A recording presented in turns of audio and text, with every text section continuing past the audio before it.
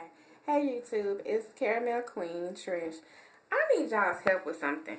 Look at my eyes. You see my eye makeup? Okay, do you see how I ain't got my glasses on or my contacts. Do you see how under my eyelid it's turning green from the makeup? Is that not scary? Okay, so here's the thing. I've been using concealer as a primer. And I even did that homemade primer before. That didn't work too good. So my question is, how do I keep from my eyeshadow dusting off or leaking or whatever? So y'all help me with that. I think I seen on somebody's video where they have this MAC mist stuff that you spray that kind of like sets your makeup, your eyeshadow, whatever. But I don't know if that really works.